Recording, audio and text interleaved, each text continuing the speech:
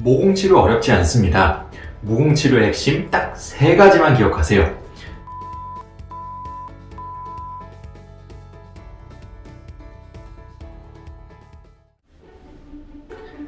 안녕하세요. 어려운 피부식 쉽게 이해하자 피부과 전문의 문재현 원장입니다. 모공치료 어렵다고들 하죠. 하지만 어려울수록 핵심을 이해하면 해결할 수 있습니다. 자, 우리가 어렸을 때 풀던 수학 문제를 한번 생각해 보세요. 이 수학 문제가 어려울수록 단순히 공식만 암기해서는 해결할 수가 없죠. 기본기를 정확하게 알고 이해하고 있어야 그것을 응용해서 문제를 해결할 수 있습니다. 모공치료도 마찬가지입니다. 모공에는 무슨 레이저 이렇게 레이저 이름만 공식처럼 암기해서는 절대로 모공을 해결할 수가 없고요. 이 모공이 넓어지는 원인을 근본적으로 이해하고 그것을 개선해야 모공이 좋아질 수 있습니다. 자, 그럼 오늘은 모공의 원인은 무엇인지, 또 그것을 올바르게 해결하는 방법은 무엇이 있을지, 이 피부과에서 전문적으로 시행하는 모공치료법, 모공축소법에 대해서 상세하게 말씀드리도록 하겠습니다. 또 모공치료 병원을 선택하는 비법에 대해서도 전수해 드릴 예정이니 반드시 영상 끝까지 시청 부탁드립니다. 자, 그럼 준비되셨나요?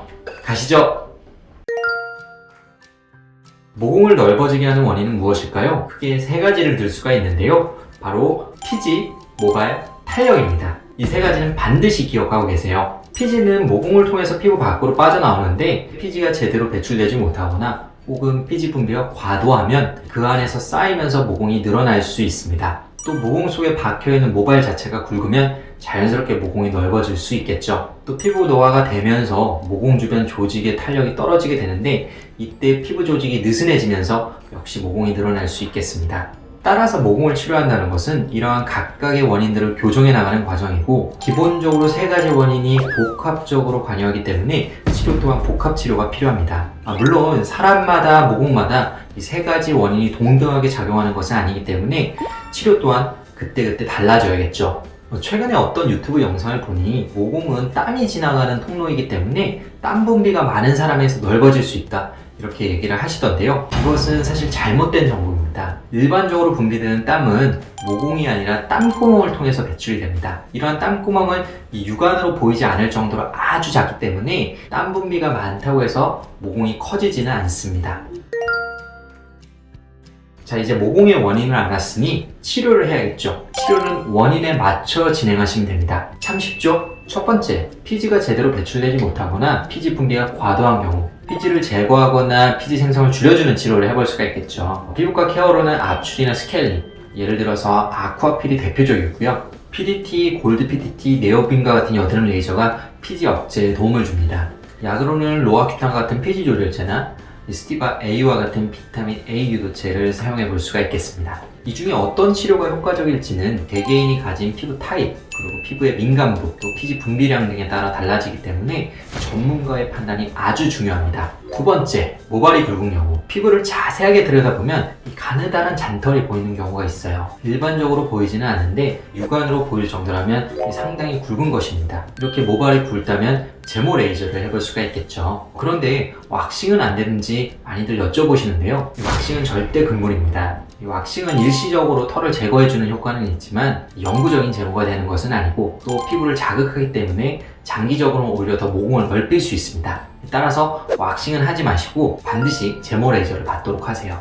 세 번째, 피부 탄력이 떨어진 경우 이 모공 주변의 피부 탄력이 떨어지면 자연스럽게 모공도 늘어나게 되죠. 나이가 들면서 유독 도드라져 보이는 모공은 대개 이런 경우가 많습니다. 우리가 흔히들 모공 레이저라고 부르는 것들은 이런 모공 주변의 피부 탄력을 개선시켜주는 용도로 사용되게 됩니다. 워낙 많은 종류의 레이저가 모공 치료에 사용이 되는데 여기서는 어떤 레이저가 뭐 좋다, 나쁘다 얘기하지는 않겠습니다. 어차피 같은 레이저라도 어떻게 사용하느냐에 따라서 그 효과 차이가 현저하게 생길 수밖에 없는데요. 우리가 자동차 경주를 한다고 했을 때 아무리 좋은 차를 운전한다고 해도 내 운전 실력이 형편없으면 절대로 이길 수가 없겠죠. 레이저 종류가 중요한 게 아니라 시술자의 실력이 훨씬 더 중요합니다. 가장 유명한 레이저로는 프락셀이 있죠.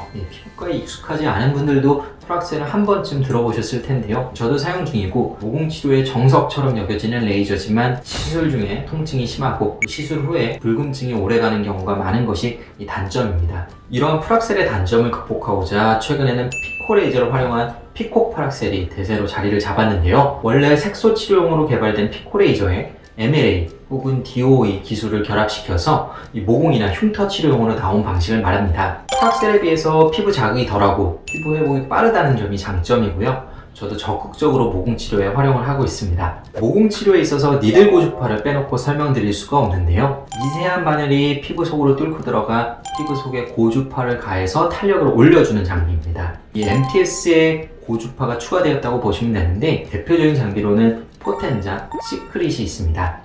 이 고주파는 피지선 자체를 잡아주는 효과도 있기 때문에 피지 분비가 많으면서 피부 탄력이 떨어지는 경우에 적극적으로 활용을 해볼 수가 있겠고요. 저도 개인적으로 굉장히 좋아합니다. 꼭 레이저가 아니라 스킨 부스터 치료도 모공에 도움이 될 수가 있는데요. 그 자체로 피부 탄력을 올려주기도 하고 유수분 밸런스를 맞춰서 피지 조절에 영향을 주기도 합니다. 여기서 잠깐 이 피부과 시술에 관심이 많으신 분들이라면 한 가지 궁금증을 가지실 수 있을 것 같은데요. 이 콜라겐을 재생시켜 피부 탄력을 올려준다고 하는 유명한 시술들, 써마지, 올리지오, 울세라, 튠페이스 이런 시술들은 과연 모공에 도움이 될까요? 네, 그렇습니다. 당연히 이런 시술들은 피부 탄력을 올려주기 때문에 이 모공에 직간접적으로 도움이 될 수가 있겠는데요. 특히 피부가 노화가 많이 진행되거나 피부 탄력이 많이 떨어진 경우에는 이러한 시술들을 병행하시는 것이 좋습니다.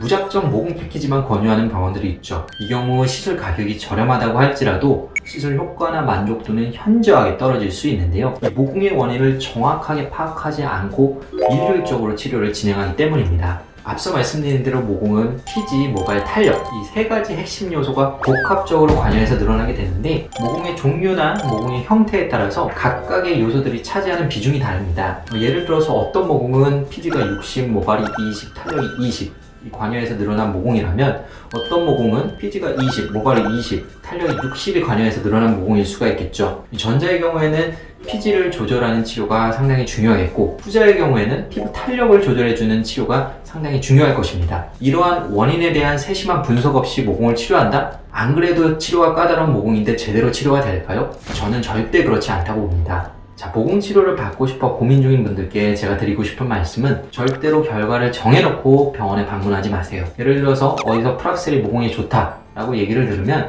열심히 프락셀을 검색을 해서 비용이 저렴한 병원에 찾아갑니다. 절대로 그렇게 하지 마시고요. 일단 현재 내 모공에 프락셀이 효과가 있을지 없을지 전문가의 판단을 듣는 것이 우선입니다. 설사 프락셀을 받는다고 할지라도 다 같은 프락셀도 아니죠. 사람마다 모공마다 강도나 에너지가 다 다르게 들어가야 되기 때문입니다. 따라서 내 모공이 어떤 원인에 의해서 늘어났는지를 확인하는 것이 우선이고 그러기 위해서는 진짜 모공 전문가를 찾아서 내 모공 상태를 온전하게 평가받는 것이 중요하겠죠. 그리고 그에 맞는 치료를 받으셔야 하는 거고요. 오늘은 피부과에서 치료하는 모공치료법에 대해서 자세하게 말씀을 드렸는데요. 모공은 치료해도 효과가 없다고요? 절대 그렇지 않습니다. 물론 경우에 따라서 치료 효과가 바로 눈에 나타나지 않거나 조금 미미한 경우는 있을 수 있겠지만 이 근본적인 원인을 정확하게 파악하고 치료를 한다면 분명히 만족스러운 결과를 얻으실 수 있습니다. 물론 평소에 생활 습관을 관리하는 것도 아주 중요하고요. 모공 치료에 대한 궁금증이 있다면 댓글로 남겨주시고요. 오늘 내용이 유익하셨다면 구독과 좋아요 부탁드리겠습니다. 지금까지 피부왕 정인의 문정인 원장이었습니다. 감사합니다.